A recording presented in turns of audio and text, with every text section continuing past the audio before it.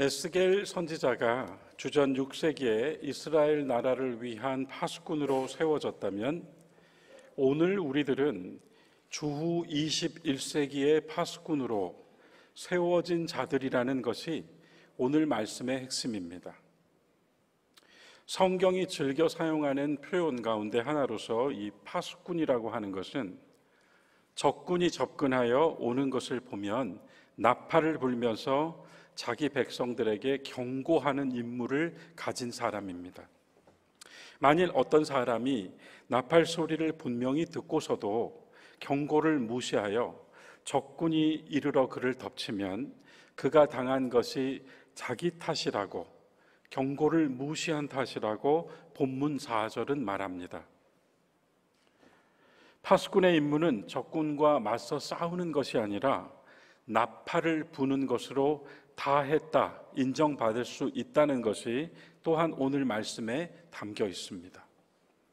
하지만 만일 파수꾼이 적군이 가까이 오는 것을 보고서도 나팔을 불지 않아서, 그러니까 백성이 경고를 받지 못해서 적군이 이르러 그들 가운데 사람들을 덮치게 되면 그 당한 책임은 하나님께서 파수꾼에게 묻겠다고 본문에서 또한 이야기합니다.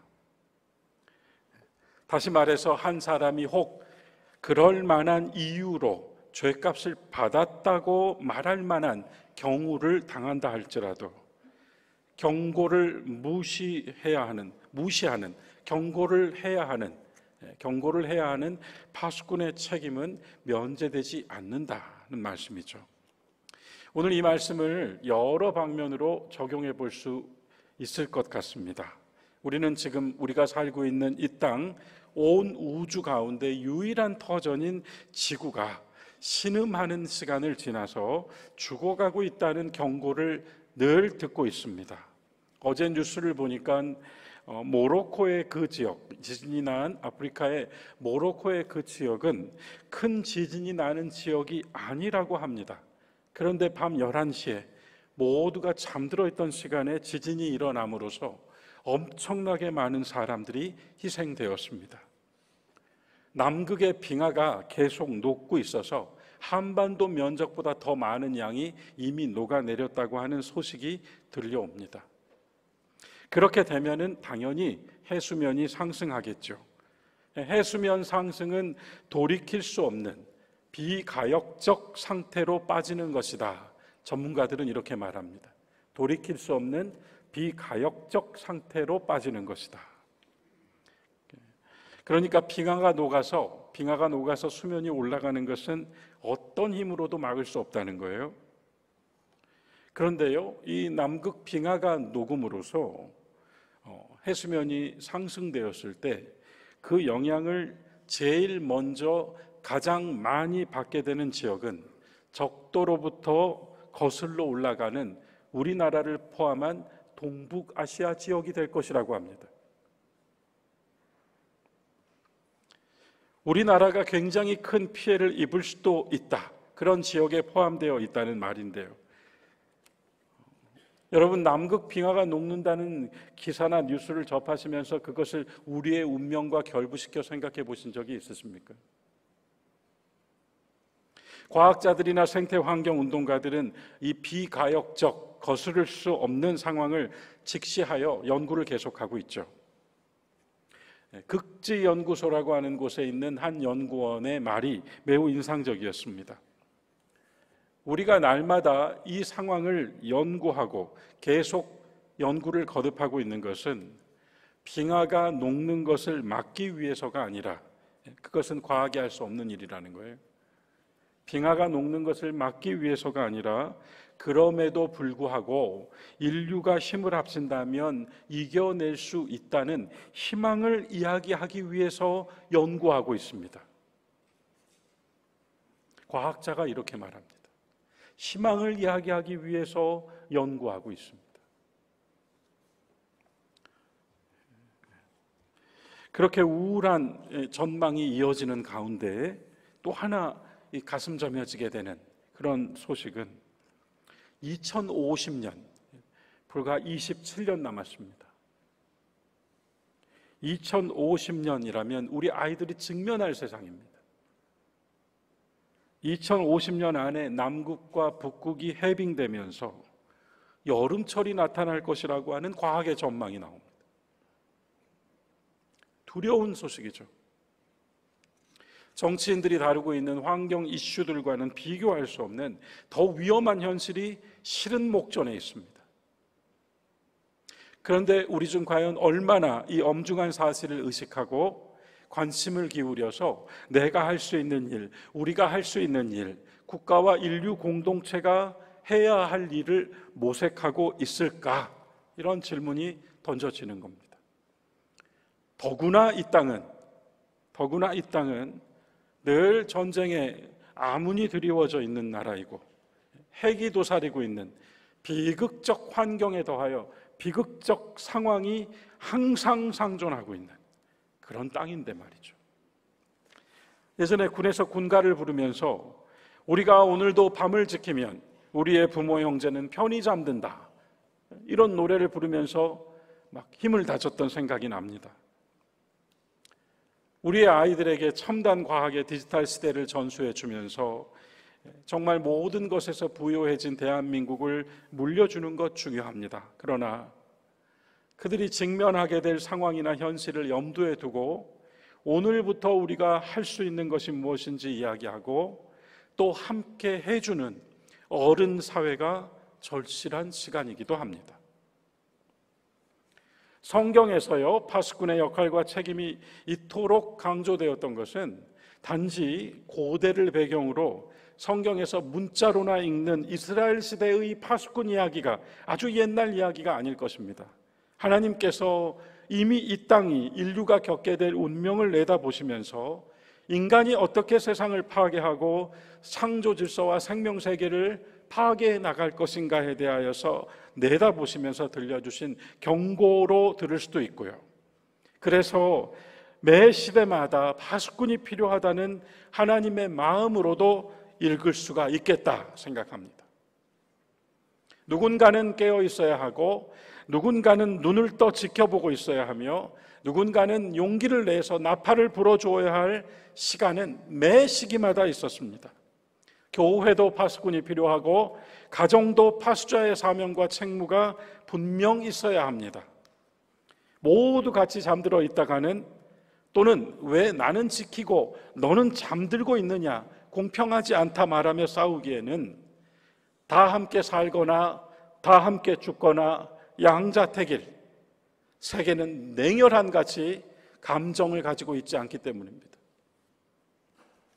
신앙도 마찬가지예요. 오늘날 신앙을 위협하는 적들 역시 너무나 많습니다. 갈수록 신앙을 위협하는 요소들이 더 많아지고 치밀해져 갑니다. 오늘 우리들의 가정과 교회, 특별히 우리들의 미래라고 할 수 있는 자녀 세대를 휘감고 있는 상황을 우리는 알고 있어요. 실은 살아보니 누구나 위기와 시련을 피해갈 수가 없으며 나는 아닐 것이다 라고 하는 말은 적용되지 않는다는 사실을 우리는 삶으로 이미 겪고 경험해 왔습니다. 반드시 오고 말 위기와 시련을 다만 외부 환경이나 상황 탓으로 또는 누구 탓으로 손가락질하는 나약한 자로 키울 수는 없어야 합니다. 없습니다. 자기 자신이 단단해지지 않으면, 단호해지지 않으면, 자기 자신이 지혜롭지 않으면, 주의를 기울여 살지 않으면 그가 겪고 있는 모든 일은 다 그의 결정과 행동의 결과일 뿐임을 분명히 알려주어야 합니다. 1등하는 똑똑한 세대를 키워낼 것인가, 그걸 배출하는 것도 중요하지만 굳세고 용감한 자들로, 당당한 자들로, 거리낌이 없기 때문에 당당한 자들로, 하나님의 돌보심을 받고 하나님을 의지하는 자들로 다음 세대를 세우는 것. 부모와 조부모 가족은 성공 컨설턴트가 아니고 파수꾼이 되어야 한다는 주님의 음성으로 들을 수 있겠습니다. 성 어거스틴의 고백록을 아마 읽으신 분들도 계실 텐데요. 아우구스티누스라고도 불리는 성 어거스틴은 자신이 어렸을 때부터 성장해 가면서 자신이 저지른 모든 죄를 낱낱이 주님께 아뢰는 글을 쓰게 됩니다. 고백록이라고요. 라틴어로 confessiones, 영어로 confession. 그래서 이 confessiones라고 하는 말은요, 단지 내가 무언가 이야기할 것을 담담하게 적어내려가는 것이 아니라 confessiones, 고백이라고 하는 것은 내가 지은 죄를 하나도 빠짐없이 아뢰고 다 인정해버리고 그 속에서 구원자 하나님의 은총을 구하는 것이 바로 confession. 어거스틴은 고백록 1장부터 9장까지 해서 자기의 모든 것을 다 아뢰었습니다, 하나님께. 그리고 나서 10장부터 12장까지 하나님의 창조에 대한 자기 신념을 창세기를 바탕으로 이야기하여 하나님께 글로 올립니다.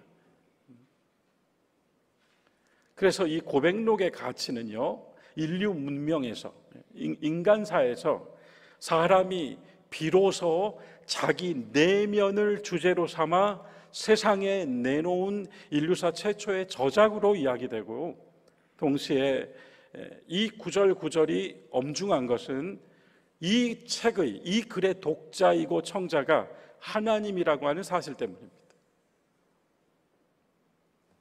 제가 인상 깊게 본 대목은 여기였습니다. 하나님, 내가 이제까지 하나님의 피조물들에게서 즐거움을 찾고 살았습니다. 하나님에게서 즐거움을 찾지 않았습니다. 여러분, 공감이 되십니까? 내가 하나님에게서 오는 기쁨, 그 기쁨을 구하지 않았습니다. 하나님께서 지으신 피조물들 속에서 기쁨을 찾으려고 이제까지 헤맸습니다.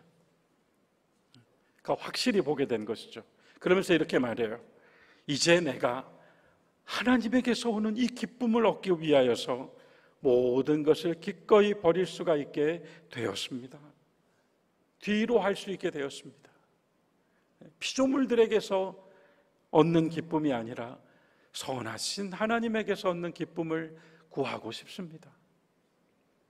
앞서 제가 들려드린 대로 1등으로 키울 것인가, 하나님의 사람으로 키울 것인가, 둘 중 어느 것을 앞에 둘 것인가, 이 세상의 욕망과 쾌락에서 기쁨을 찾는 자로 세울 것인가, 하나님에게서 온 것들로 순전한 기쁨을 찾고 누리는 자로 키울 것인가. 예외가 없는 위기와 시련 가운데 마음이 단단하고 중심이 흔들리지 않는 어떤 상황 속에서도 기도할 수 있는 사람으로 세울 것인가. 왜 이러한 이야기들을 우리는 생각으로만 하고 말로만 할까요? 왜 우리는 지금 어른이 된 자들로서 파수꾼들이라고 하는 생각을 하지 못했을까요? 잠언 29장 18절을 보면은요, 이런 말씀이 나옵니다. 이상이 없으면 백성이 방자히 행한다. 우리 성경에는요, 묵시가 없으면 이렇게 번역이 되어 있어요. 저는 그 번역은 좀 과하다고 생각합니다. 마치 무슨 예언을 받아야 되는 것처럼요.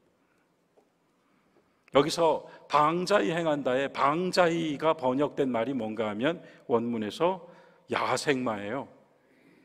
야생마.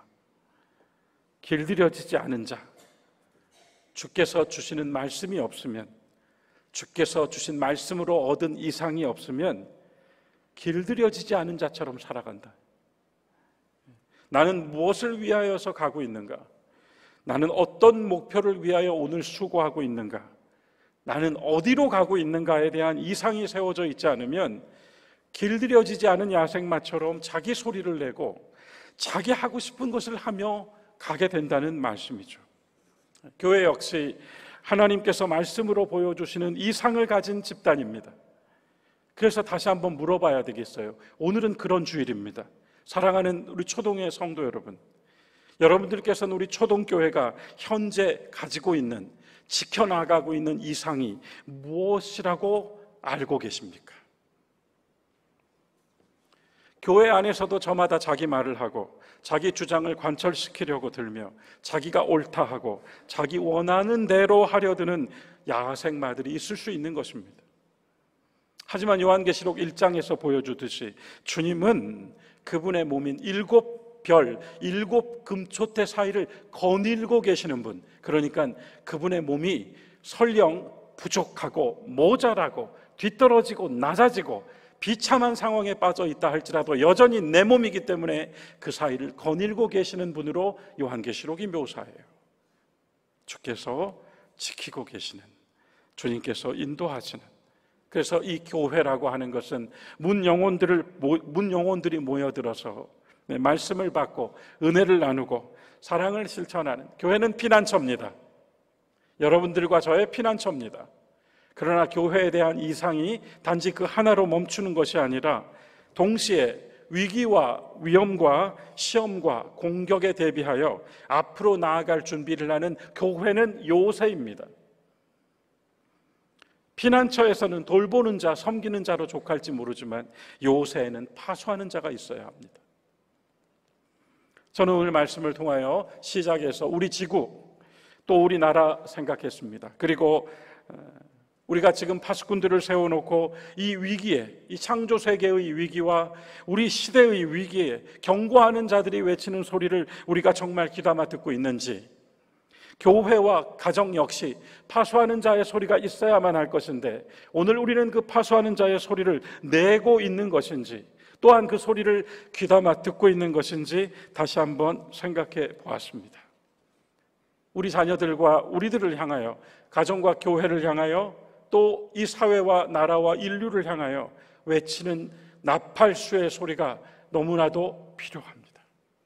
신약 성경 골로새서로 와볼게요. 오늘 골로새서 말씀에서 이런 구절이 저는 조금 더 우리에게 주시는 말씀으로 다가옵니다. 3장 2절에 감사하는 마음으로 기도하면서 항상 깨어 있으십시오. 파수꾼은 기도하는 사람이죠. 기도하면서 깨어 있는 사람, 문자적으로요, 깨어 있다라고 하는 말이 곧 기도입니다. 기도하지 않고서는 깨어 있을 수 없다는 거예요. 깨어 있음이란 또한 하나님과 함께하는, 늘 함께하는, 교통하는 상태를 가리키기도 합니다. 그래야만 악에 대한 불감증, 죄에 대한 무지, 내가 죄를 짓고 있는지도 모르고 사는 무지, 그리고 의에 대한 결핍, 의와 불의의 경계를 허물어버리는 결핍, 그리고 참에 대한 혼돈, 다들 자기가 참이라고 말할 때 어느 쪽에 설 것인가 혼돈에 빠져버립니다. 우리가 지켜내고 견고히 서 있을 수 있도록, 다만 내가 서 있는 것이 아니라 우리가 함께 서 있을 수 있도록 우리 중 누군가는 파수자가 되어야 한다는 말씀으로 다시 한번 보았습니다. 또 하나 골로새서 4장 5절부터 6절 말씀 여러분 우리 같이 한번 읽어볼까요? 4장 5절 6절 한 목소리로 같이 읽겠습니다. 외인에게 대해서는 지혜로 행하며 세월을 아끼라. 너희의 말을 항상 은혜 가운데에서 소금으로 맛을 냄과 같이 하라. 그리하면 각 사람에게 마땅히 대답할 것을 알리라. 대답할 말을 알고 있을 것이다. 어떠하면 소금으로 맛을 낸 것 같이 살면. 자, 이 말씀 한 번 더 생각해 봐야겠어요. 예수께서는 우리에게 너희는 세상의 소금이라고 하셨어요. 그런데 이 말씀에서는 바울 사도의 입을 통하여 너희는 세상의 소금이다가 아니라 소금으로 맛을 낸 것 같이 살아야 할 사람들이다 하였습니다. 소금 양이 너무 많아 버리면 미각이 마비가 되죠.